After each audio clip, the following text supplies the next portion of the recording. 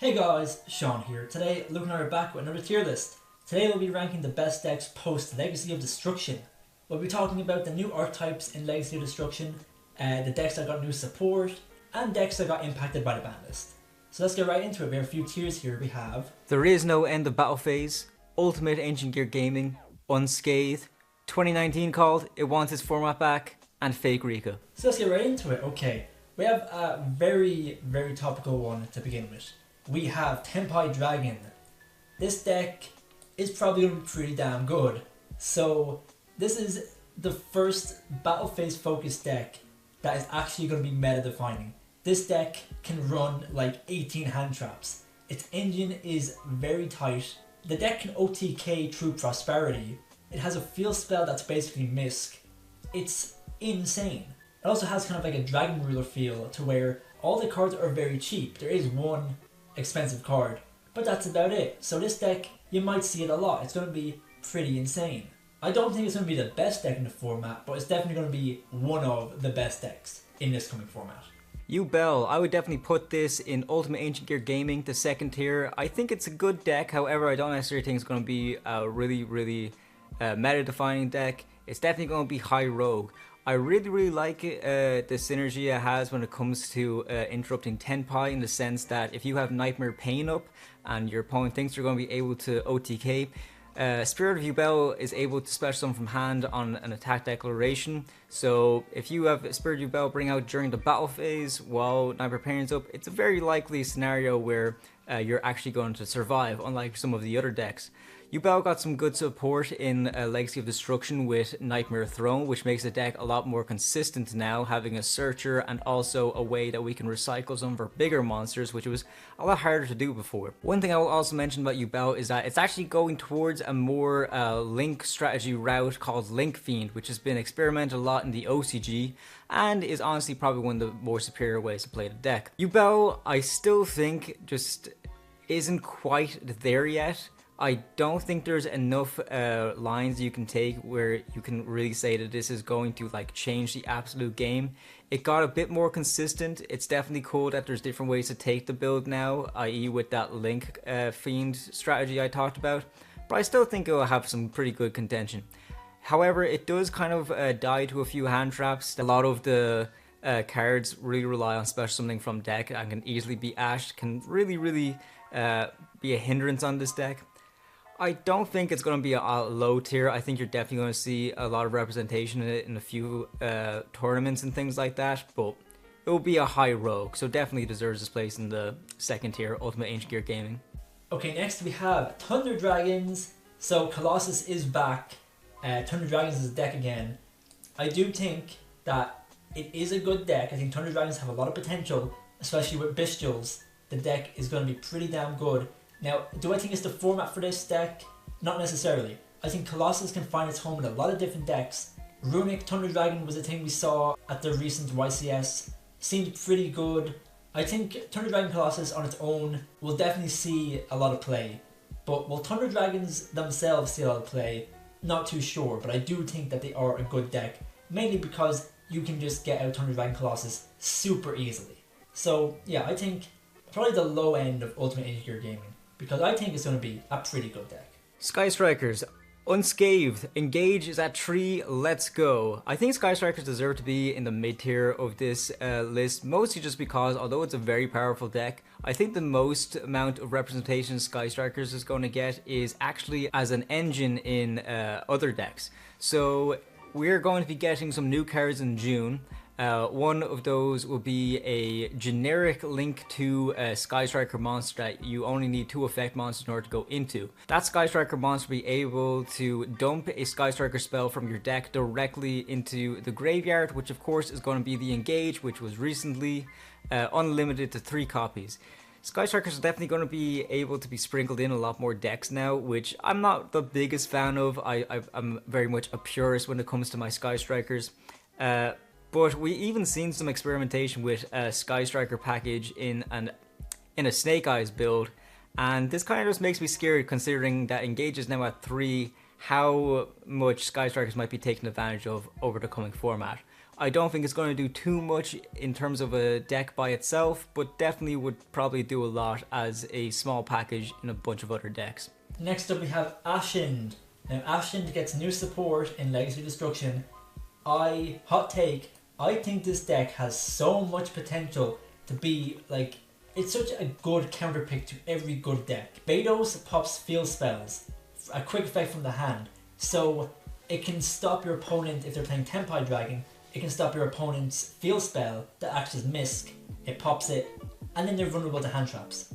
With their new fusion monster, it is a insane super poly target against decks like Snake Eyes.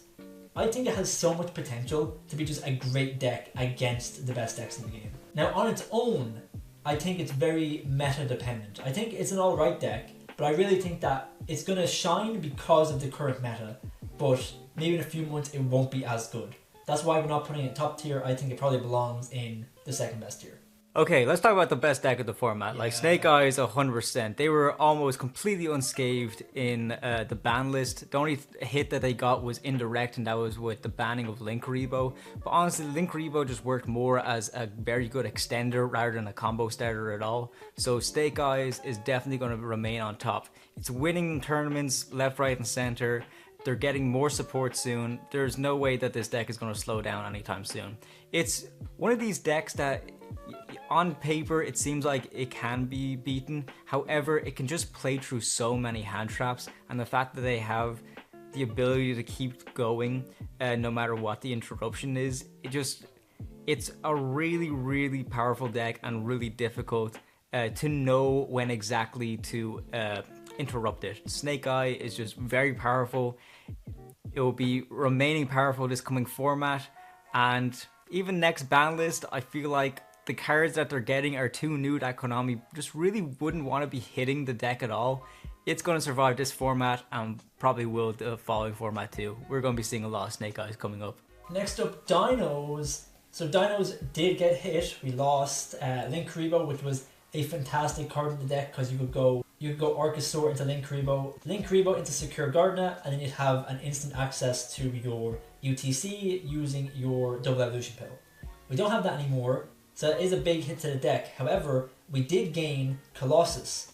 Now you can run a small little Nemesis package to get Colossus out very easily, and it's a fantastic card for the deck. So we got hit, but we also got a lot of new tools we can use. So that's why I think it probably belongs about mid-tier. I think Sky Strikers might be better just because they're a bit more consistent. But I think Dinos are a good deck this format. I think they do have a chance. A lot of new tricks to the deck. We get new random dinosaur support cards all the time. There's a new level 6 in Legacy Destruction. Might see some play. Dinosaurs have a lot of very generic good cards like Lars, stuff like that. So I always think that they do have a chance in pretty much any format. A blind second deck is looking a lot more possible now because of Barone and Borload being gone. Again, it does kind of hurt the deck, but the deck does seem to be going in a different direction, not so much a synchro deck anymore, but more of an Xyz and a Link deck. So I do think a blind second deck does have a lot of potential. I think it's going to be alright. I think it has a chance. I'd say it goes about the very center of the tier list. Okay, let's talk about Tearlaments. So I think Tearlaments deserves to be like just below Dinos. It's definitely a really good deck. Tearlaments just does not want to die. The way people are playing Tearlaments now is actually a few different ways that can be like very creative. One build I've seen is pretty much just going to be like a rank 6 turbo. The fact that Malicious actually isn't just benefiting heroes, Tearlaments is definitely getting some good stuff from that as well.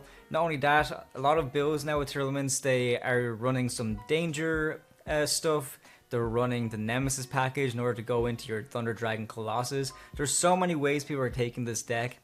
But the only issue is its consistency. It's not as consistent as it was. A lot of their cards are limited. It's really, really hard for them to keep consistent. And if they run out of steam, they're pretty much gone. I still think that's a very strong deck, but the consistency is just what's really holding them back. Getting Malicious to 3, of course, was really, really big for them. And having that Nemesis package in order to bring out Colossus, of course, really, really good as well. But tier is kind of in an odd situation right now where I feel like a bunch of people are just throwing in whatever they can in order to like keep tier alive. but it's just not going to be its format right now, unfortunately. I don't think it still has a lot of potential like a bunch of the other decks, but it's not going to be top tier by any means. Next up, the best deck in the game, Ancient Gears. Now, let me tell you, the new support is fantastic. It gives you 1-card combos. It actually allows you to play going first a little bit. It's so good. And let me tell you, if you get up Chaos into your Giant turn 1, your opponent can't OTK you with Tenpai, because Tenpai need to be able to activate their effects during the battle phase, and guess who stops effects during the battle phase? Good old Chaos into your Giant. I think this deck is the best deck in the game. There's nothing else to say. Okay, Sword Soul. It feels weird to say it's unscathed because they did lose Barone, however they did gain Protos along the way. It definitely belongs in the middle tier, it's definitely better than tier. I don't know if it's necessarily as good as Dinos. I think everyone kind of agrees that Sword Soul is just one of the most fair decks ever made. It's just very balanced. It's a very good deck, however it's not overly broken or overly toxic. It's a very nice balance because it uses actual skilled players in order to pilot it, so I definitely think it is a really good balanced deck. Although it is losing Barone, getting Protos is just another way that it might lean a bit more towards the toxic side, in the sense that Protos can be an absolute game-changing floodgate if set up correctly. Sword Soul is definitely going to be getting a bunch of benefit from that. But having said that, Sword Soul was never really a big meta threat since like 2020. So I don't really see it like breaking the game altogether. It'll definitely see some representation, but I don't think it's going to be as highly represented as some people might speculate. Next up, Branded Chimera. So Illusions got new support in Nightmare Apprentice, which basically searches any illusion monster, which just adds to the consistency of any illusion strategy. Branded Chimera in particular gets a big boost from this card. Being able to search any illusion monster is fantastic because you can search your Cornfield Kotal and that just gets your plays off on its own. So I do think this deck has a lot of potential. Branded didn't get hit at all, so the Branded side is fully intact. So I think it has a lot of potential. I think maybe about here. It's a good deck. It is a bit fragile to certain hand traps, but at the same time it can run a lot of non-engine. It can also run Super Poly, which is a fantastic card. So I think it belongs about here. Maybe this deck will go up when more illusion support comes out, because there is a lot of good illusion support coming out in the future. But for now I think it belongs about here. Okay, Ragnaraka is in its early stages right now. Of course, we're making a joke that it's pretty much fake Rika. A new archetype that was recently released in the last set that combines reptiles, insects, and plants all into the one. So, of course, with that being said, it can run stuff like Protos, which of course is really broken.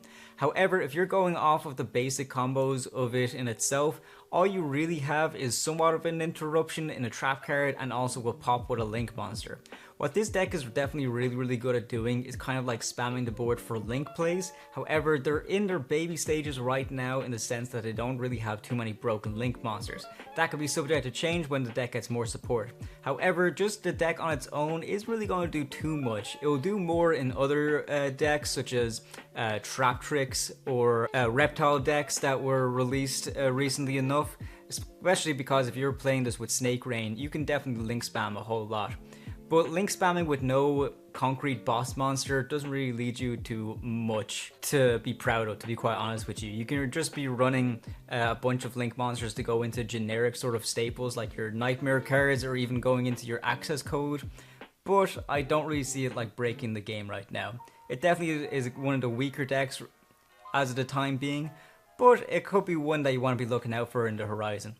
If you're looking at this deck, maybe it could be a good time to invest in the cards now, just because they could be getting some broken support in the future. But as of right now, definitely low tier, fake Rikas.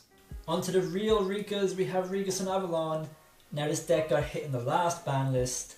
It has gotten, since then, new aroma support. I think the deck is alright. It does benefit from generic Omni-Negates such as Baron and Borlord being gone, but it does suffer from Nibiru. Nibiru is going to be one of the best hand traps this format, and this deck really suffers against Nibiru. This deck can be very vulnerable to hand traps, but Nibiru in general. I still think the format is going to be a hand trap format, so I do think that Rika's is going to suffer. I think it's in a much better position than it used to be, but at the same time, I don't think it's the best deck for this format.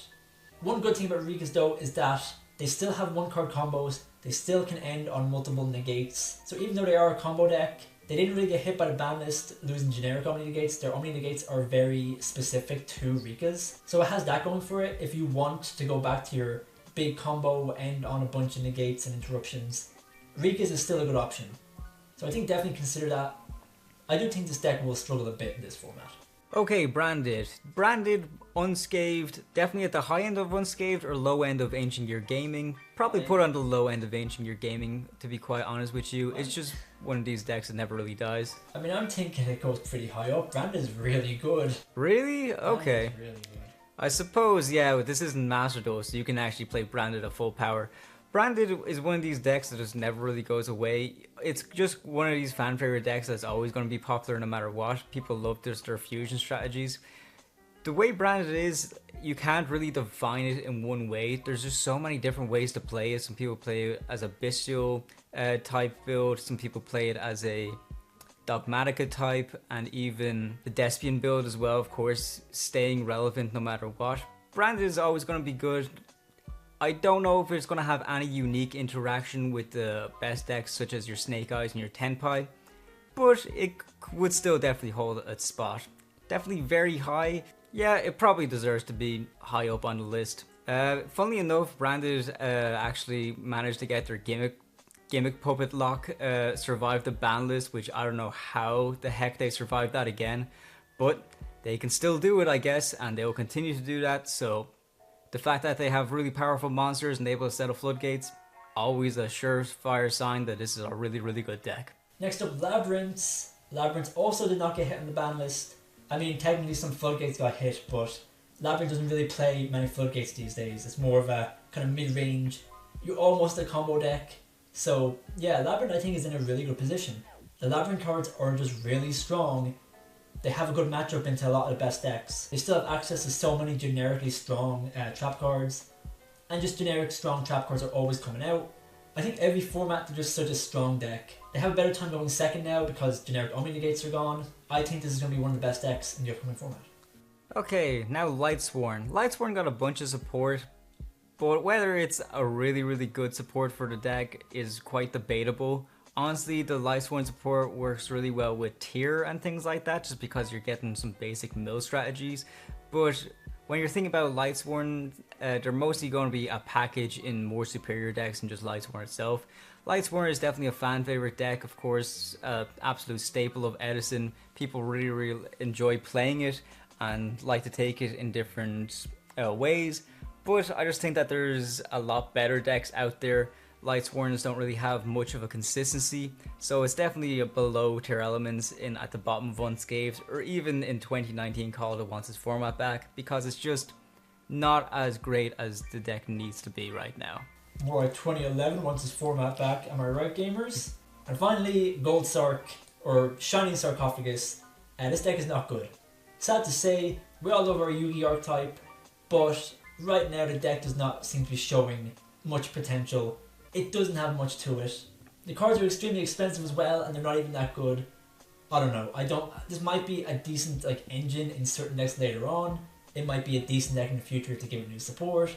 But right now, I just don't think it's going to do anything at all. Alright, so that's it for the tier list. Let us know what you think in the comments. I think this is a fair representation of, the new format. I think that decks like Branded and Labyrinth, they survived and they're still going to be relevant. I think new decks like Ashen and Tenpai are going to have a big impact on the format. But let us know what you think in the comments. So thanks for watching, and give us suggestions for more tier lists you want to see in the future.